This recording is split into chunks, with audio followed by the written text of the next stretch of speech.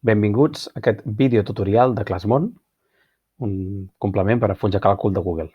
El primer que haurem de fer, evidentment, és instal·lar-lo. Si no el teniu instal·lat, haurem de venir aquí, baixa complements, i seleccionar o buscar ClassMon amb dues S. Class-Mon. El trobareu aquí, podreu marcar-lo, i si no el tinguéssiu instal·lat, el podeu instal·lar. Jo, com que ja el tinc instal·lat, doncs ja està instal·lat. Un cop instal·lat, apareix el menú. Si ja el teniu instal·lat com jo, s'ha d'activar. Si l'heu instal·lat, com que és el primer cop, ja no cal ni activar-lo. Ja està activat. Un cop activat, el primer que s'ha de fer és crear la plantilla. Ens anem a ClassMon i crear. Això s'ha de fer amb un full de càlcul en blanc. Això ens diu que compta que si hi ha dades les eliminarà. Li diem que sí. I ara ell el que farà serà una plantilla amb tots els fulls que farem servir. La idea de ClassMon és que els alumnes ens puguin donar la seva opinió o donin informació sobre com estan realitzat les activitats d'un projecte o d'una unitat didàctica. A mesura que ells fan una activitat, ens diuen m'està anant bé, m'està anant malament, no he entès això, etc. És una manera ràpida, sobretot quan tenim classes amb 30 alumnes, de poder detectar les dificultats que estem tenint sense haver d'esperar a corregir totes les dades, no? Que els mateixos alumnes s'autoavaluïn i ens informin d'aquesta autoavaluació. Ja s'han creat tots els fulls i comencem la primera tasca, no? Li posaré nom al full de càlcul, que encara no li he posat. És a dir, li de nom, per exemple, projecte. I ara el que hem de fer és posar aquí quines activitats fa l'alumne, no? Hem de suposar, per exemple, que hem preparat una activitat inicial de coneixements previs, que després li fem fer, per exemple, una base d'orientació, que hauran de fer una entrevista al guió i l'entrevista a algú, i al final, si és un projecte, doncs ens faran un producte final. A continuació hem de posar les descripcions, però en aquest cas el que faré serà posar directament el mateix que el nom, no cal més. La segona part és omplir els alumnes, que està aquí. Alumnes i el seu mail. Ho podem fer o escrivint directament alumne, nom, mail i ja està directament, o hi ha l'opció de, des del menú Classroom, fer que ho importi des d'aquí, Classroom. Ens preguntarà quin curs fem servir. Jo tinc un exemple i l'importo i automàticament ell el que fa és connectar-se amb Classroom, buscar quins alumnes hi ha i ens apareixen directament omplerts tots els alumnes, no? Però ho haguéssim pogut omplir igualment nosaltres un per un i no passaria res. Fet això, el que hem de fer és que els alumnes tinguin un lloc per contestar. Això es fa creant el formulari. Ens anem a complements, ClassMon, i li diem crea el formulari.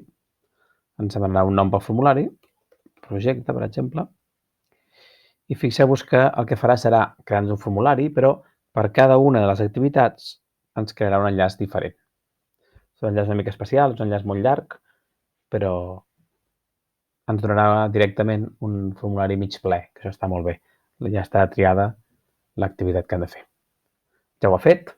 Fixeu-vos-hi què passaria si aquest enllaç li donéssim a un alumne, que no ho farem després, però si li cliquem, fixeu-vos que automàticament ja surt que l'activitat que està fent és l'activitat inicial, ell no ho ha de triar, per tant, simplement, ell marca següent i marcaria l'opinió de si no ho ha fet, si ha tingut molts dubtes, alguns dubtes, si ho ha fet bé, i observacions sobre com ho ha fet. Però això ho veurem després com l'alumne ho fa. Ara el que hem de fer és que aquests enllaços, una mica raros i una mica llargs, els tingui l'alumne. Una opció és enviar-los per correu, però el més normal seria fer-ho en el lloc on l'alumne fa les tasques, no? Si li poso la tasca dintre d'un document de Google, per exemple, doncs copio aquest enllaç, l'enganxo al document de Google i ja està.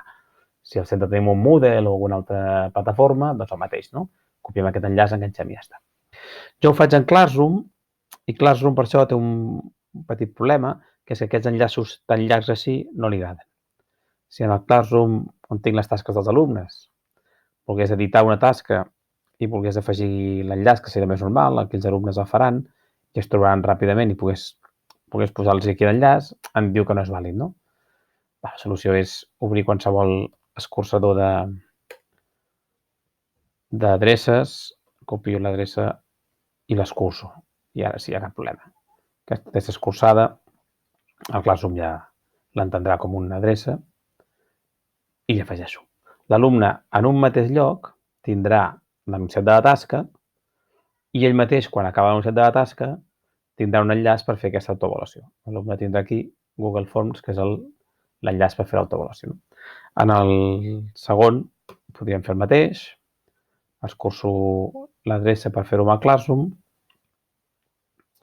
i un cop escurçada l'adreça els enganxo a la tasca corresponent del Classroom. En aquest cas, la base d'orientació, ens edito la tasca, que tindria anunciat i els fitxers que fes falta, i els afegeixo també l'enllaç per fer l'autoavaluació. Seguint l'exemple, en aquest cas, doncs el mateix amb la tercera, que per no tenir problemes doncs em toca escurçar-la, però no té més problema que això. La tercera era l'entrevista, doncs el mateix, l'edito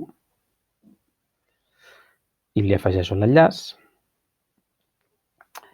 I la quarta, que en aquest cas era el producte final, també tinc l'enllaç, el copio, l'escurço i l'enganxo. La gràcia és que a l'alumne li sigui molt senzill aquesta autoavaluació, que no es trobi un formulari amb moltes preguntes, ja no sàpiga quina ha fet sí, quina no ha fet, sinó que ell simplement, en el moment que acabi una tasca, a la mateixa tasca, tingui l'enllaç i amb 2 clics ho tingui fet. Ja ho tenim aquí directament. En aquest cas és el Classroom, els Classroom ja estan preparats i ja tenim això fet. Ara simplement, això és tota l'operació que havíem de fer, ja està feta aquesta operació, el que hem de fer és que l'alumne em faci una tasca i a mesura que fa la tasca contesti. Anem a passar-nos a la banda dels alumnes. Vaig entrar en una pestanya d'incògnit com si fos un alumne, vaig al Classroom, un dels alumnes que tinc en el curs, una adreça fictícia que m'he inventat,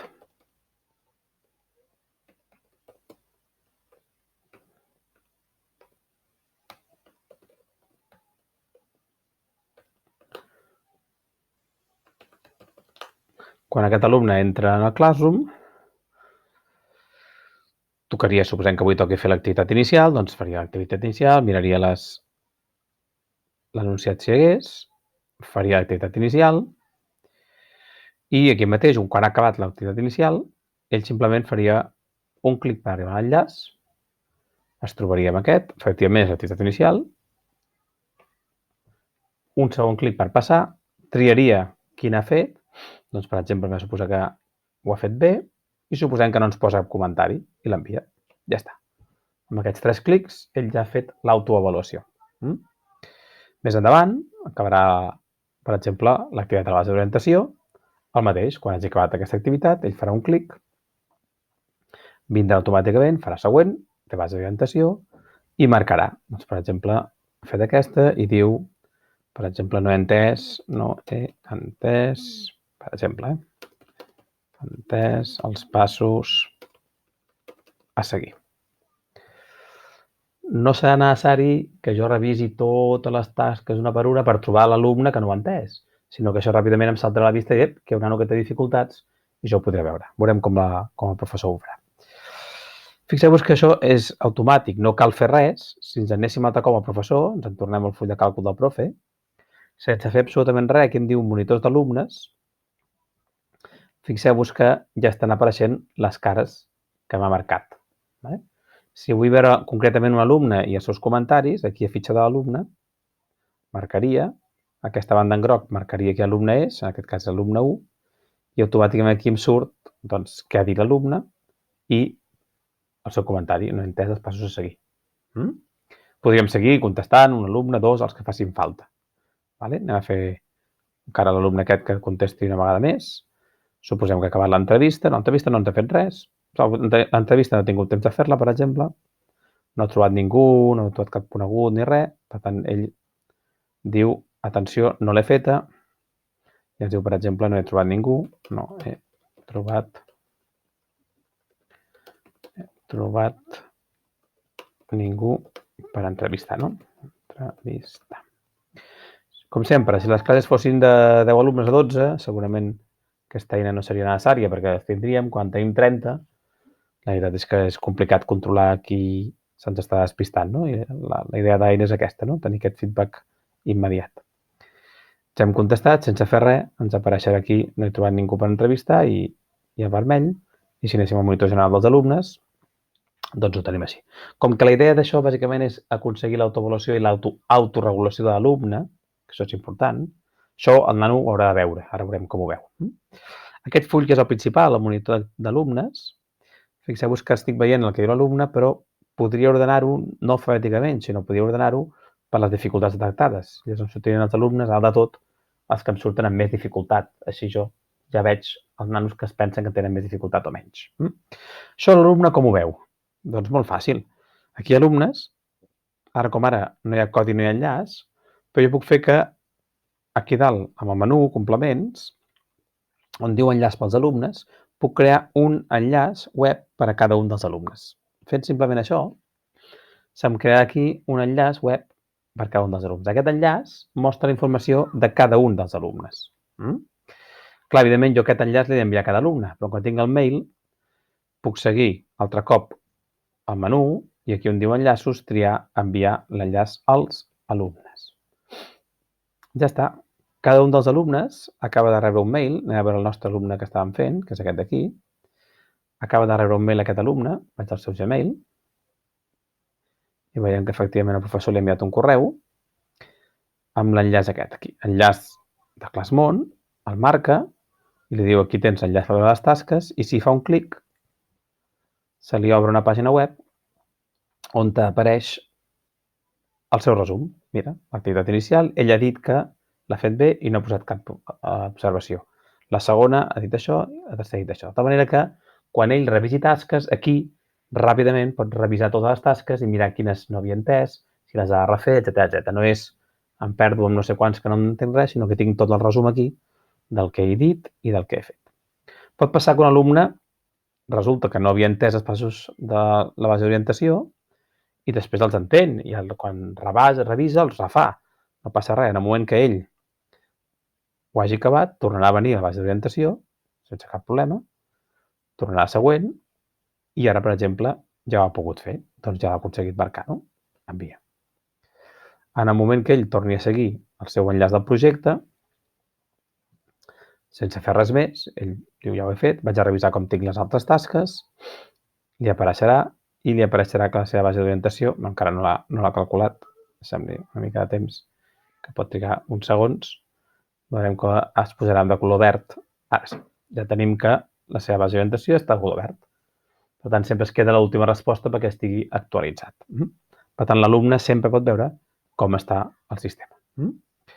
Si no tenim mail, clar, hem de fer arribar cada un al seu alumne i prou, perquè qualsevol que tingués això veuria el dels altres. No? La idea és que cada alumne té el seu enllaç i ningú més. No? El full també ens permet, si volem, que el professor avaluï. I digui, doncs mira, jo agafo avaluació i dic al primer alumne, doncs avaluo, i seguint les cares, que poden ser vermella, taronja, groga o verda, 0, 1, 2 i 3. No? Per tant, doncs mira, he corregit aquesta tasca i la puc valorar del 0 al 4, no? 0, 1, 2 o 3. No és ben bé l'equivalència de no ho entenc, sinó perquè nosaltres mirem l'assoliment que ha fet amb aquella tasca, però sí que ens permet comparar una mica què està passant. No? Si ho mirem a la fitxa de l'alumne, veiem les cares i podem veure la diferència, i això és el que veurà l'alumne a la pàgina web que he vist abans. No? Per tant, l'alumne veurà exactament això, que ell ha dit que ho havia fet bé, en canvi el professor li ha dit, no, aquí alguna cosa no està bé. No? Per tant, tornem amb l'autoregulació, tant l'alumne dirà, ostres, hauré de revisar aquesta activitat perquè em pensava que estava bé i no ho està. Per tant, ell haurà de fer la revisió i a veure què està passant. No? Si me'n vaig al monitor d'alumnes, puc veure aquí com a alumne o puc veure aquí com a professor. I llavors aquí veuré doncs, el que m'ha dit el professor. No? Cada un dels alumnes, què li ha dit el professor. Ara, les dificultats detectades són segons el professor, no segons l'alumne, no? Que també està bé si els volem ordenar. I si fem això, ens permet una última opció que diu discrepàncies entre professor i alumne. De tal manera que podem veure els alumnes ordenats, aquí només n'hi ha un, per tant surt aquest i prou, però sortien ordenats segons aquells on la seva autoavaluació i l'avaluació del professor són més diferents, ja sigui en positiu o negatiu. Per tant, ens ajuda a detectar aquells alumnes que no s'autoregulen correctament, que és molt important autoregular-se. Vale? Per acabar amb el complement, ens queda l'últim full que es diu monitor d'activitats, que ens serveix per valorar què està passant amb el projecte. Ens diu cada una de les activitats i ens posa el nombre d'alumnes que han contestat 0, 2 o 3, les cares aquestes. No? Per tant, ràpidament podem detectar quines són aquelles activitats del projecte on els alumnes estan dient que hi tenen més dificultats o hi tenen menys dificultats. Ho podem fer segons el que ha dit el professor, per tant, això és segons com els he puntuat, per tant, veig les que realment han tingut més dificultats, o segons la percepció dels alumnes, no? En quines dels alumnes han dit que tenien més dificultat o menys dificultats. I aquest és una mica el complement, senzill, fàcil, ràpid de fer servir i que teòricament ens ha de poder ajudar a gestionar que els alumnes s'autoregulin i s'autovalidin. Moltes gràcies i espero que us pugui ser molt útil.